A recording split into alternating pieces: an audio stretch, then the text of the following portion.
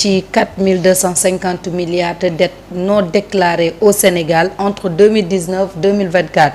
Un prêt de 1179 milliards de francs CFA est suspendu en attendant ñuy leeral li nga xamante ni moo di 4250 milliards yi nga xam ni dette la non déclarée. FMI li muy wax nii yëpp xam na ko. FMI dafa bëgg a présent. ci champ bi. ñu koy fàtte mais lii yëpp on l'avait dit.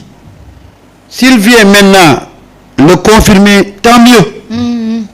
Mais FMI ba tey dafa nekk ci benn bataille de communication pour montrer qu'il est toujours là et que il faut venir me voir xam nga gars yi depuis un certain temps dañu black out FMI parce que emprunt obligataire bi ñu mujjee def xaw ma sax on est à 300 milliards bu ñu war a génne ah ak leneen tey li gars yi doon wax ci ne y a des dettes cachées y a des choses yoo xam ne y a des nébuleuses autour de li fi gars yi def ñu ko doon bañ FMI mu ngi koy confirmer benn par benn et il finira par accepter tout parce que début bi non li ma la waxoon rek début bi FMI da doon bajjantiku ci kaw nit ñi dafa jàppoon ne ñoom Birame Souleye ak ni ñu mobiliser Sénégalais yi ñoom bu ñu ñëwee dañuy yàkkamtee woon Sénégalais yi ne ñu ngi liggéey su ko defee ñoom jàpp nañ ne na Macky Sall defoon ba muy doog a falu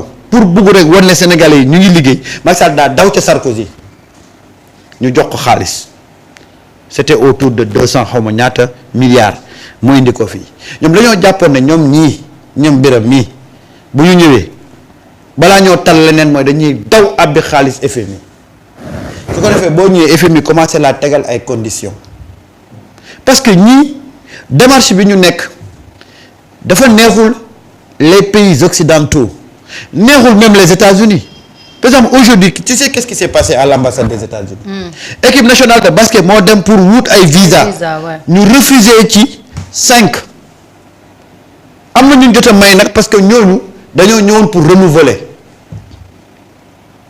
depuis que ñu am une équipe nationale de basket ñuy dem ambassade États-Unis di ñu refuser ay visa ils sont en train d'exercer des pressions ci kaw te sans pour autant ñu wane na ñu ngi teg pression gis nga yii yëpp ñuy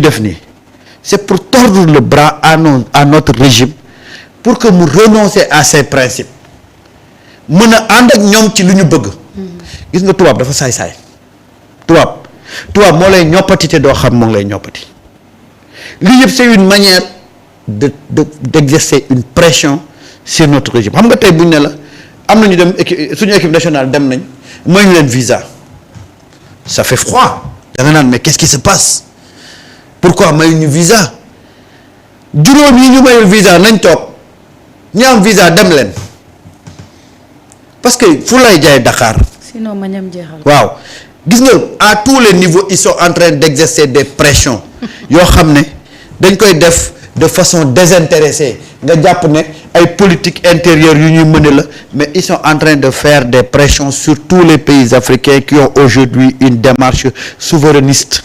D'accord. parce que xam lu ñu bëgg. ñu renoncer à nos principes toppaat seen gannaaw di leen leb xaalis ñu ñuy exiger ñun suñu principe bi ñuy gérer suñu réew. non gis nga wax naa ko fii nee naa la yoon bi ñu jël yoon bu métti la se débarrasser de Macky Sall c'est une première étape mais gis nga le gros du travail c'est arriver à être souverain. D'accord. parce que ñi ñu janool ils sont puissants ba pare ils sont pas prêts à reculer mais dama ne la devant la détermination de la nation du peuple des citoyens fi Sénégal bëgg a yegg dafa yegg par force il faut que ñu dem bay xam ne ñun xañ ñu visa ça ne nous empêche pas de vivre rapatrier suñuy doom ñu ñëw fii bu ñëwee fii rek ñu wutal leen liggéey ñu continuer di liggéey mais lu ñu bëgg mooy ñu accroupir courber suñu nit si du ñu ko def on va plus recoloniser l'Afrique recoloniser le Sénégal on va plus le faire on ne sera plus des esclaves devant ces tubaab là dootuñu ko defee dana métti nag mais on est prêt à faire ce sacrifice-là pour avoir notre liberté, notre indépendance. D'accord. day métti de. mais bu ñu déterminer on va gagner ce combat-là. d'accord Birame Khoudia sa gis-gis ak li nga xam ne FMI fësal na ko ci dette non payée bi nga xam ne jàpp nañ ko ci 2019 jëm 2024. bon au commencement Ousmane Sonko a dénoncé. Ouais.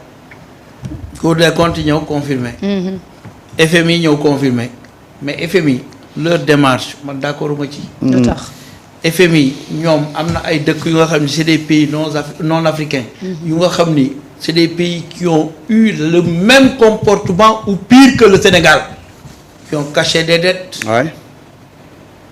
Mais lorsqu'ils ont découvert ils ont d'abord aidé et ensuite ils ont commencé un redressement. Ouais. Mais li nga wax léegi c'est-à-dire politique souverainiste boobu la ñuy bañ c'est-à-dire au fond ils veulent que nous souffrions. Ouais. dañu bëgg ñu souffrir ba dootuñu am alternative lu dul dem wuti fa. Or ce qu'ils ne comprennent pas mooy xaalis bi ñu am ñoom FMI dafa am fu ñu koy jëlee. foofu ñu koy jëlee ñun mën nañu def démarche ba egg foofu. parce que y a des pays yu nga xam ni. Ouais. ou bien y a des riches yu nga xam ni mais ñoom seen xaalis lañ jël di yóbbu foofu ñoom xaalis bi dafa am fu muy jógee politique la ñuy def ba jot xaalis politique boobu ñuy def ba jot xaalis ñun mën nañu def politique bu mel noonu ba jot xaalis. Il faut se retourner de toute façon nous allons dans des pays d'abord l'Afrique conscientiser nit ñi xam ni dañu war a liggéey ensemble amul AES ak CEDEAO fële ku ci nekk fa ñu fa am intérêt nañu dem wax ak yow bu ko defee la ñuy am ci yow ñu am ko ci yow d'abord en Afrique. Ensuite allons vers les pays comme la Chine allons vers les pays démarche bilatérale. Ouais. bu ko defee ñu xool nan la ñu mën a dimbalati le monde est ouvert et le monde est liquide. Tout à fait. Et il y a des mécanismes de prêt. Ouais. yu nga xam ni moo gën a souple fuuf li FMI di def. il faut que loolu ñu comprendre ko peut-être qu'il y a plus de risques mais qui ne risque rien n'a rien. On est dans un monde où il faut prendre des risques. Engagement total sans garantie. C'est-à-dire tu vas mais tu peux pas avoir toutes les garanties que ce sera bon. da ngay tël ñu lay daaneel ngay daaneel ba nga jóg taxaw ba fort c'est comme ça parce que nous sommes dans un pays bu nga xam ne day jéem a jóg. léegi nag appuyer sur les pays africains c'est très bien négocier pour l'Union africaine c'est très bien et ça va nous donner de la crédibilité. Nous avons des richesses un peu partout en Afrique. Comment l'exploiter? Il va falloir que ñu juboo d'abord suñu biir àndandoo nekk benn li Sénégal mënul Mali mën ko ñu fexe ba Mali ak Sénégal defante ki dégg naa ku ni dañu dem fële leb 2 milliards ils n'ont rien compris et je crois que je ne reviendrai pas là-dessus. Babou a très bien expliqué avec des termes techniques qui convainquent tout le monde. daaneel ñëpp. Donc aujourd'hui nous devons continuer cette politique-là ba pare moytu di jël ci ay position ci nga yu nga xam ni véritablement du ñu yóbbu fenn am na xeex yoo xam ne du suñu xeex ña koy xeex nañ leen bàyyi. ñun bu ñu mënee indi jàmm ci loolu nañu jël position jàmm. am ci àddina bi am ci réew yi am ci monde bi. D'accord. parce que. ku ci nekk da nga am intérêt booy xëcc te foofu ngay xëcc intérêt souvent dafa am ay richesse yu fa nekk yu nga xam ni bëgg nañu taal bu ko defee xëcc richesse yi dem.